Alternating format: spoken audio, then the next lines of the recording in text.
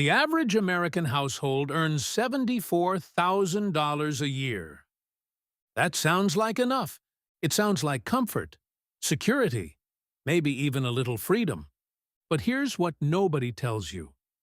70% of those same households, people earning $74,000, $90,000, even six figures, are one missed paycheck away from financial disaster. Not because they're lazy, not because they're stupid, but because the system they were handed was never designed to make them wealthy. And today, I'm going to show you exactly how it works. And more importantly, how to get out. For decades, the script was simple. Go to school, get a good job, work hard, retire at 65. Your parents believed it. Their parents believed it. And for a window of time, roughly 1950 to 1980, it actually worked. But something changed. Between 1948 and 1979, worker productivity rose 108%, and wages kept pace, rising 107%. But from 1979 to today, productivity kept climbing, up another 64%. Wages, up just 17%. That gap, the difference between what workers produce and what they're paid, has been quietly transferred upward, to shareholders, to executives, to asset owners. And most people never noticed because they were too busy working. Here's the trap. A paycheck feels like wealth, but it isn't. A paycheck is a lease on your time. And when the lease expires, every 2 weeks, you have to sell your time again. Real wealth doesn't work like that. Real wealth works while you sleep. So why can't people just save their way out of this? Because there are 3 forces quietly destroying their progress, and most people don't even see them. Killer number 1. Lifestyle inflation. Every time someone gets a raise, their spending rises to match it. New apartment, better car, more dining out. It feels like reward. It is actually a trap. The average American gets a 3 to 4% raise per year and spends 3 to 5% more per year. Net wealth gain, 0. The people who build wealth do one thing differently. They keep their lifestyle flat while their income grows. Every extra dollar goes to assets, not expenses. Killer number 2. Debt normalization. America has made debt feel normal. Student loans, car payments, credit cards, buy now, pay later. Each one feels small in isolation. $400 a month here, $200 a month there. But combined, the average household sends $1,500 to $2,000 a month to lenders before they've saved a single dollar. That's money that could be compounding, building, growing. Instead, it's going backwards, with interest. Killer number 3. Inflation erosion. Even if you save, inflation quietly eats it.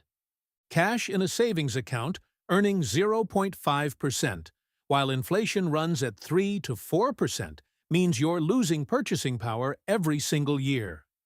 The money is still there, but it buys half as much. This is why parking money in savings alone is not a wealth strategy. It's a slow drain. Now here's where it gets interesting, because this isn't a story about how the middle class fails. It's a story about what they were never taught. The wealthiest 1% of Americans hold 38% of all stock market wealth. The bottom 50%? Less than 1%. But the gap isn't just income, it's behavior. Asset number 1. Index funds. The S&P 500 has averaged roughly 10% annual returns over the last century. $500 a month invested at 10% over 30 years equals $1.1 million. Not from luck, not from stock picking, just from consistency and time. The wealthy know this, and they start early. Every decade you wait cuts your ending wealth roughly in half. Asset number 2, real estate. Real estate does something wages can't. It appreciates while someone else pays for it. A rental property where the tenant covers the mortgage means you're building equity and eventual cash flow without touching your paycheck. The wealthy own the assets. The middle class rents from them. Asset number 3, ownership. Employees trade time for money. Owners build systems that generate money without their time.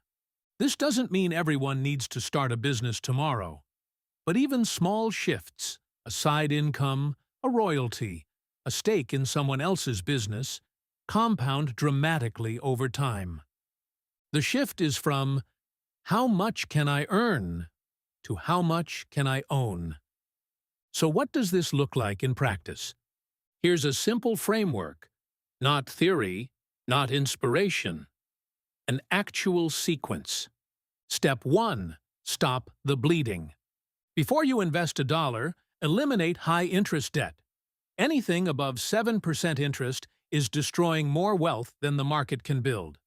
Pay it off. Aggressively. Step 2. Build a 3-month emergency fund. Not in a standard savings account. In a high-yield savings account currently paying 4 to 5%. This fund exists so that one emergency doesn't send you back into debt. Step 3. Invest automatically before you can spend it. Set up automatic contributions to a 401k or Roth IRA the day your paycheck hits, not what's left over. First, if your employer matches contributions, that's a 50 to 100% instant return. Take every dollar of it. Step 4. Expand your income floor. A single income source is fragile. The most financially secure people have 2 to 3 streams: a job, a side skill, and passive income building in the background. None of this is fast, but all of it is simple. And simple, done consistently, beats complex every single time. The middle class isn't broke because of bad luck. It's broke because it was handed a set of rules written by people who don't play by them. Work hard. Spend what you earn. Trust the system. The people building real wealth wrote different rules. Own assets. Keep expenses low. Let time do the heavy lifting. The gap between those two approaches, compounded over 20 or 30 years, is the difference between a stressful retirement and a free one. You don't need to be born rich. You need to start thinking like someone who intends to be.